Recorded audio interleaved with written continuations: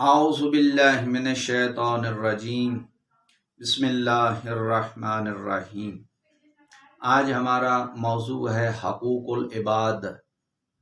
حقوق دو قسم کے ہیں، ایک حقوق اللہ، اللہ کے حقوق ہیں، اور ایک ہیں حقوق العباد، لوگوں کے حقوق۔ دیکھیے قیامت کے دن اللہ اپنے حقوق بخش دے، وہ فضل کرے گا، وہ کریم ہے، لیکن لوگوں کے حقوق جو ہیں وہ لوگ جب تک معاف نہیں کریں گے خدا معاف نہیں کرے گا، اس لیے کہ خدا کی ذات عادل ہے، اس نے عدل کرنا ہے، اس نے ان اللہ یامر بالعدل والاحسان، اللہ نے تو عدل و انصاف کا حکم دیا ہے۔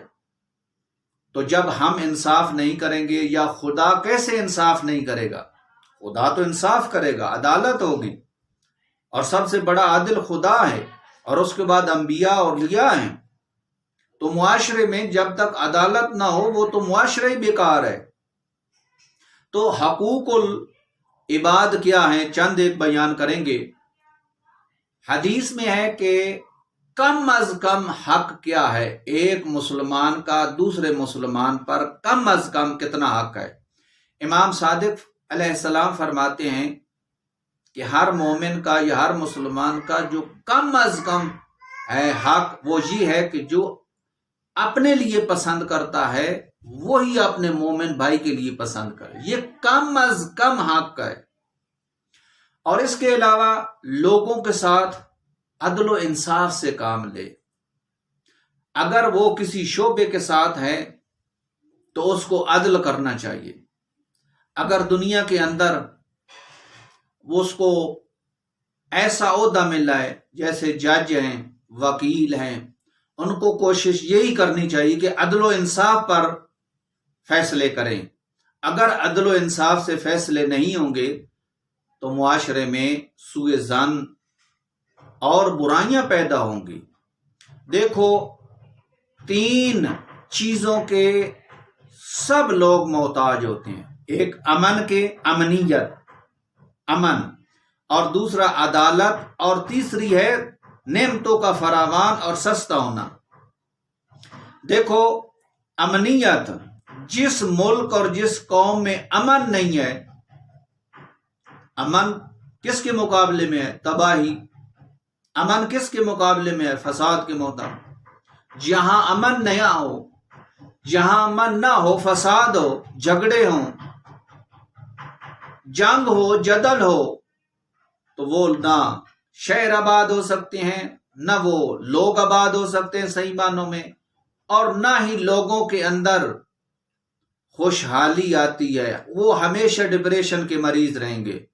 آپ کو پتہ ہے کہ جس ملک پر بمباری ہوتی ہے اور دشمن حملے کرتے ہیں تو انسان کے دل دھڑک جاتے ہیں، اور کچھ لوگ جو ہے وہ نفسیاتی مریض ہو جاتے ہیں، ہر وقت ڈر رہتا ہے کہ کسی وقت بھی کوئی حملہ کر دے۔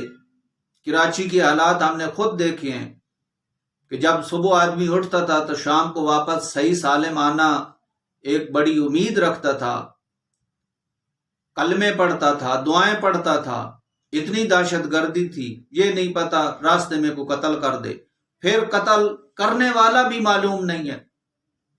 اور یہ میں آپ کو بتا دوں، جب وزیر قتل ہو جائیں اور ان کا قاتل معلوم نہ ہو تو عام آدمی کا قاتل کو ڈھونڈنا کون ڈھونڈ سکے گا؟ کون ڈھونڈتا ہے؟ نامعلوم افراد کی فائرنگ سے اتنے آدمی مارے گئے ہیں، اس کے بعد کیس ہوتا ہے، وہ نامعلوم افراد کون ہیں، بعد اوقات قبول بھی کر لیتے ہیں، لیکن نہ جانے وہ انصاف کہاں گیا دنیا کے اندر۔ اور یہی وجہ ہے کہ ہمارے معاشرے کے اندر جب انصاف نہیں ہے تو پھر معاشرے کے اندر یہ حالات پیدا ہوں گے، اور یہ سزا ملے گی لوگوں کو، اس لیے کہ اس میں سب مشترک ہیں، سب شریک ہیں۔ اس کے بعد امام جعفر صادق علیہ السلام نے فرمایا کہ حاکم کی تین صفتیں ہونی چاہیے۔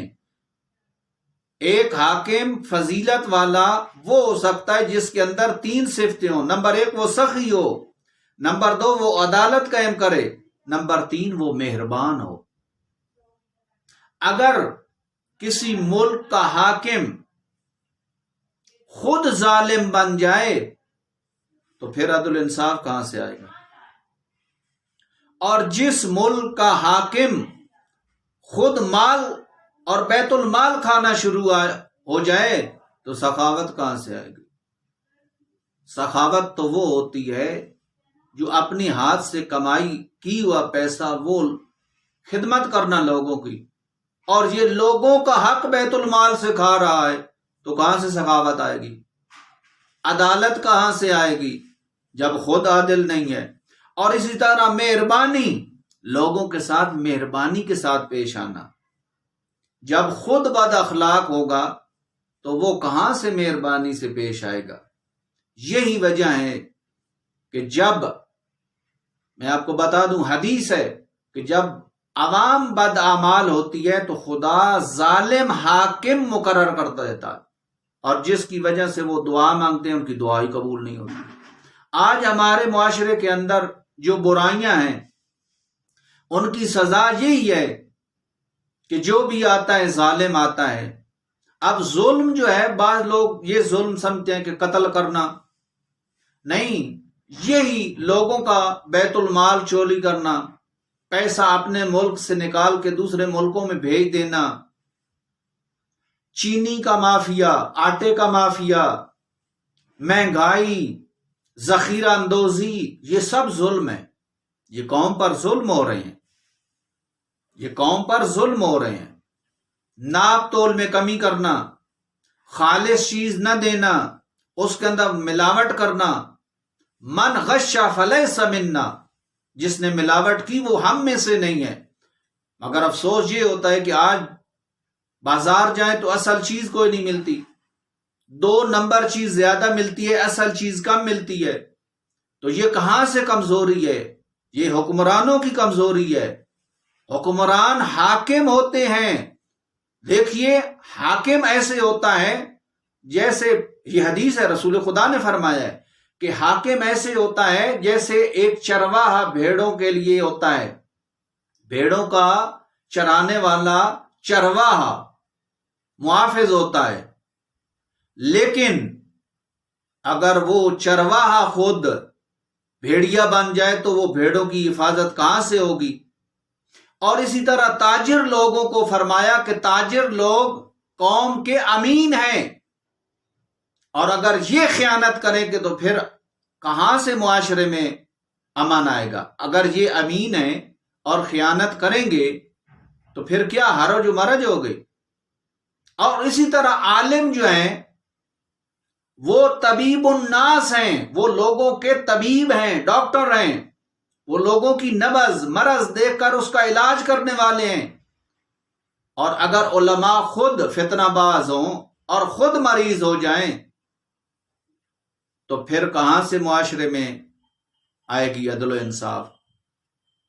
تو کچھ گناہ ہم اپنی قوم سے مخاطب ہیں کہ کچھ ایسے کام ہیں کہ جو ہمارے گناہوں کی وجہ سے ہوتے ہیں۔ جب خدا نے کہہ دیا، جب رسول نے کہہ دیا کہ دیکھو جب تم بدعمال ہو جاؤ گے تو تمہارے اوپر ظالم حاکم آئیں گے، پھر تمہاری دعائیں قبول نہیں ہوں گی، تو پھر کیا کرو گے؟ تو جس معاشرے کے اندر انسان کو عدل و انصاف نہ ملے، قاتل اور مقتول میں کوئی فرق نہیں۔ میں نے ایک آدمی کو کہا بھائی قتل بہت بڑا گناہ ہوتا ہے، تو اس نے کہا جی میں نے بدلہ لینا ہے، میرا ایک آدمی قتل انہوں نے کیا ہوا ہے۔ تو میں نے کہا اسلام حکم دیتا ہے کہ چھوٹے موٹے کام انسان بدلہ لے، لیکن قصاص یا دیت کے احکام جو ہیں وہ فقط اسلامی حکومت کو حق حاصل ہے۔ اسلامی حکومت کے اندر عدالت ہے، جج بیٹھے ہوئے ہیں، ان کو حق ہے کہ وہ کیا کریں، قصاص لیں یا دیت دیں، جو بھی وہ کہیں۔ لیکن لوگ معاشرے میں اتنے مایوس ہیں، وہ کہتے ہیں کہ ہمیں حق نہیں ملتا، ہم خود انتقام لیں گے۔